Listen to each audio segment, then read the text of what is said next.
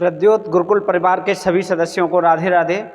आज हम आपके लिए एक और अच्छी क्लास लेकर उपस्थित हैं। प्रद्योत गुरुकुल यूट्यूब चैनल से आप जुड़ चुके हैं। प्रद्योत गुरुकुल यूट्यूब चैनल आपकी सफलता के लिए आपको प्रतिदिन कुछ न कुछ नया और बेहतर लेकर आता है, जो आपकी परीक्षा के लिए बेहद खास होता है। तो आज उसी श्रृंखला में हम एक और क्लास लेकर आए हैं, जो आपकी आने वाली परीक्षाओं के लिए बेहद खास होगी, बहुत महत्वपूर्ण होगी। ऐसी क्लास आपको YouTube पर कहीं देखने को नहीं मिलेगी। यदि आप YouTube पर सर्च करेंगे फिर भी इस तरह की क्लासें आपको कहीं नहीं मिलेंगी, ऐसे तथ्य नहीं मिलेंगे। हम आपके लिए एक बेहतरीन क्लास हर दिन लेकर आते हैं, तो आप सभी का स्वागत है। आप सभी शीघ्रता से जुड़ जाएं और अपने साथियों को भी क्लास शेयर कर दीजिए। ठीक है, शुरुआत करते हैं। सभी को राधे राधे,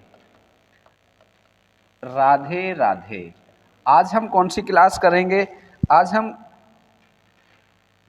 किस बिंदु पर चर्चा करेंगे, चलो शुरुआत करते हैं। आज हम चर्चा करेंगे भक्तकाल के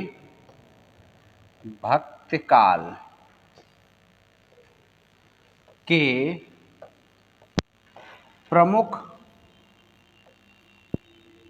आख्यान ग्रंथ, भक्तकाल के प्रमुख आख्यान ग्रंथ। आख्यान ग्रंथ, भक्तकाल के महत्वपूर्ण आख्यान ग्रंथ कौन कौन से हैं, इस पर चर्चा करेंगे। ठीक है, भक्तकाल के प्रमुख आख्यान ग्रंथ, इस पे हम चर्चा करेंगे। भक्तकाल के प्रमुख आख्यान ग्रंथ कौन कौन से हैं, चलिए तो शुरुआत करते हैं भक्तकाल के प्रमुख आख्यान ग्रंथों की। सबसे पहले इसमें पहले भाग में हम चर्चा करेंगे, इसके पहले भाग में चर्चा करेंगे ऐतिहासिक और पौराणिक, ऐतिहासिक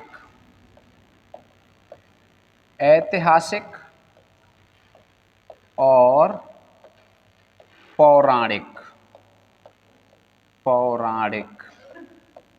ऐतिहासिक और पौराणिक आख्यान ग्रंथ। ऐतिहासिक और पौराणिक आख्यान ग्रंथों पर हम चर्चा करेंगे। ठीक है, सबसे पहले ऐतिहासिक शब्द कैसे बना है, ये आपको ये भी चलो थोड़ा सा बता दे रहे हैं।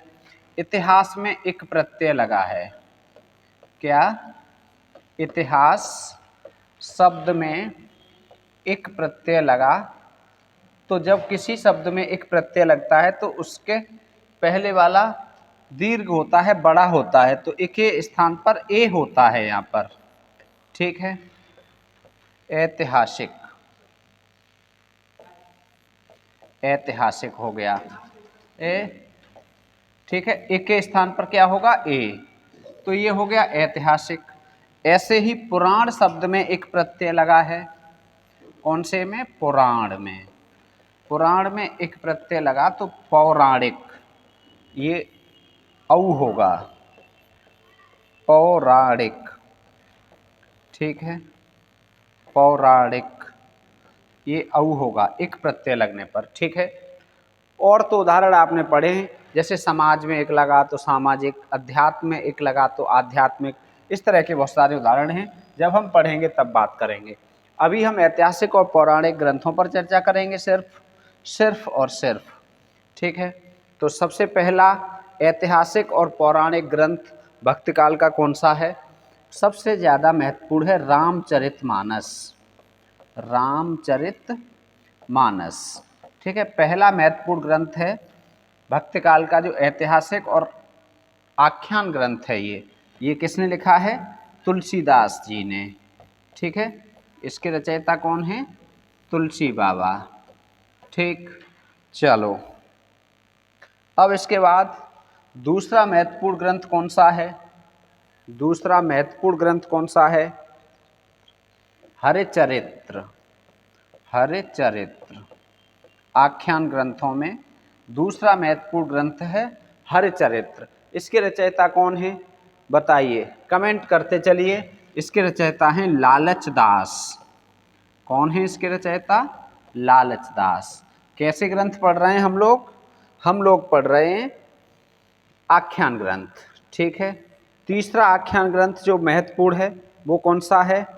रुक्मिणी चरित्र। रुक्मिणी, ठीक है, चरित्र।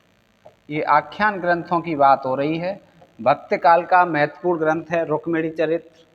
ठीक है, तो रुक्मिणी चरित्र कह सकते हैं, रुक्मिणी मंगल कह सकते हैं। ठीक है, रुक्मिणी मंगल, मंगल भी कह सकते हैं, मंगल ज़्यादा सही है, रुक्मिणी मंगल। ठीक है, तो इस रुक्मिणी मंगल के रचयिता कौन है? नरहरि हैं। ठीक है, नरहरि आख्यान चरित्र है, आख्यान ग्रंथ है नरहरि। अगला है इसके बाद चौथा महत्वपूर्ण सुदामा चरित्र। बहुत पूछा जाता है। भक्तिकाल का आख्यान ग्रंथ। कैसे ग्रंथ हैं ये? आख्यान ग्रंथ। और सुदामा चरित्र के लेखक कौन हैं? सुदामा चरित्र या सुदामा चरित्र, इसके लेखक हैं नरोत्तम दास। कौन है? नरोत्तम दास। नरोत्तम दास का ये ग्रंथ है सुदामा चरित्र। बहुत बढ़िया है, बहुत बढ़िया, बहुत अच्छा, साफ आ रहा है, सही दिख रहा है। अब देखो पांचवा, देखो 4 हो गए, पांचवा देखो। अब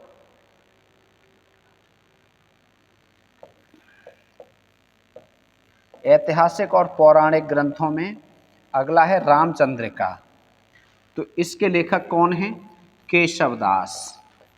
केशव दास जी का ये बहुत चर्चित और महत्वपूर्ण ग्रंथ है, राम कथा पर आधारित है, आख्यान ग्रंथ है। ठीक है, आख्यान जिसमें कथा कही गई हो। आख्यान का मतलब क्या है? कथा वाले ग्रंथ हैं ये। ठीक है, अब देखो छठा, रामचंद्रिका के बाद इन्हीं का दूसरा है वीर सिंहदेव चरित्र। वीर सिंहदेव चरित्र किनका है? केशव दास का ही है ये भी। इसके रचयिता भी हैं केशव दास। ठीक है, इसके रचयिता भी कौन है? केशव दास। सही दिख रहा है, बिल्कुल सही दिखना चाहिए, साफ दिख रहा है। हम लोग पढ़ रहे हैं क्या? आख्यान ग्रंथ। ठीक है, आख्यान ग्रंथ। 6 आख्यान ग्रंथ हो गए। अब देख लो 7वां। 6 आख्यान ग्रंथ हो गए, 7वां देख लो। बेल कृष्ण रुक्मिणी जी। रुक्मिणी जी, बताओ, ये भी आख्यान ग्रंथ है, भक्ति काल में लिखा गया है।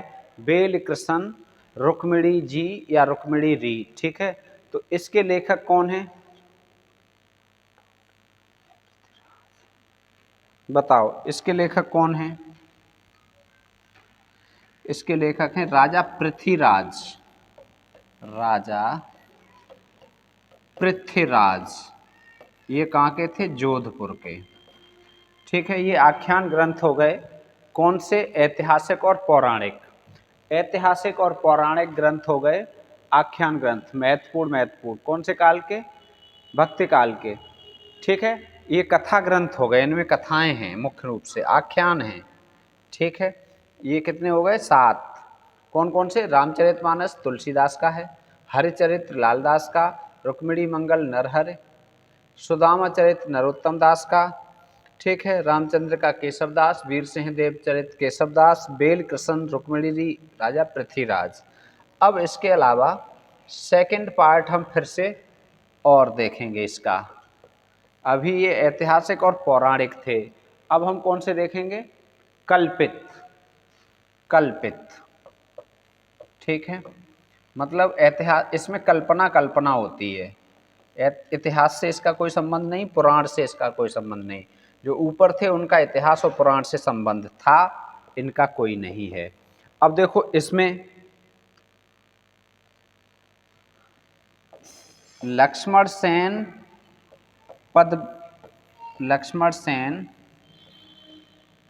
पद्मावती कथा, ठीक है, लक्ष्मण सेन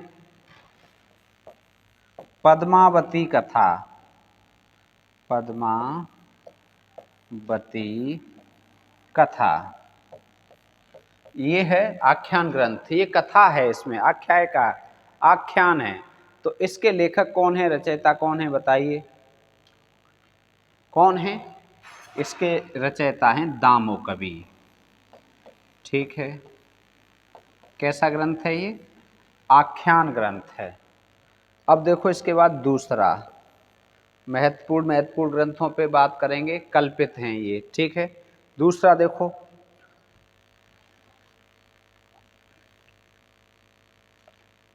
सत्यवती कथा, सत्यवती कथा कल्पित है ये भी, ठीक है। तो इसके रचनाकार कौन है? इसके रचनाकार हैं ईश्वर दास। सत्यवती कथा के रचनाकार कौन हैं? ईश्वर दास, ठीक है। कितनी हो गई? 2। अगला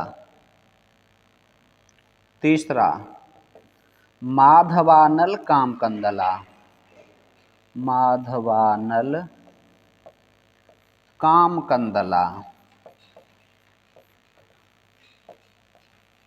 माधवानल कामकंदला, ये भी आख्यान ग्रंथ है आलम का, ठीक है। इस नाम से कई लोगों ने ग्रंथ लिखे हैं।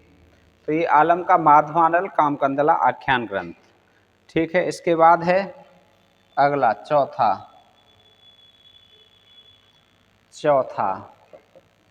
रसरतन, रसरतन पोहकर का है, ठीक है। ये बहुत आता है रसरतन, आते तो सब हैं लेकिन ये कुछ ज़्यादा ही आता है। रसरतन किनका है? पोहकर का, ठीक। अगला है 5वां पद्मिनी चरित्र, पद्मिनी चरित्र, ये भी कैसा है? आख्यान ग्रंथ है। पद्मिनी चरित्र कैसा है? आख्यान ग्रंथ। ये किनका है? ये लालचंद का है,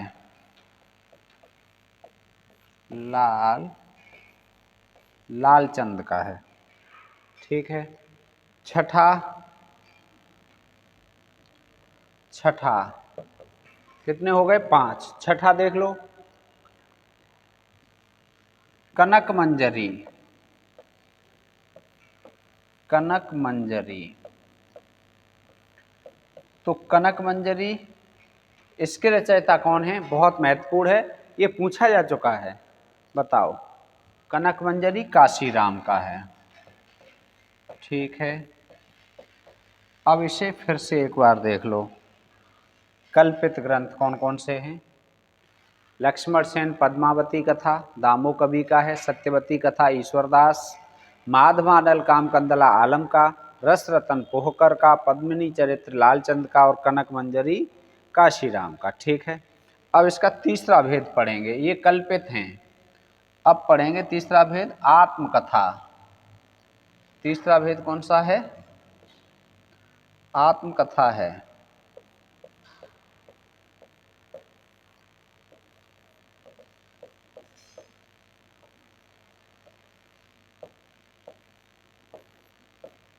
आत्मकथा विधा में लिखा हुआ ग्रंथ कौन सा है? तो इसमें एक ही ग्रंथ हमें पढ़ना है जिसका नाम है अर्धकथानक। ये आप सब ने पढ़ा है, अर्धकथानक, ठीक है। क्या है? अर्धकथानक। और इसके रचयिता कौन है? बनारसी दास।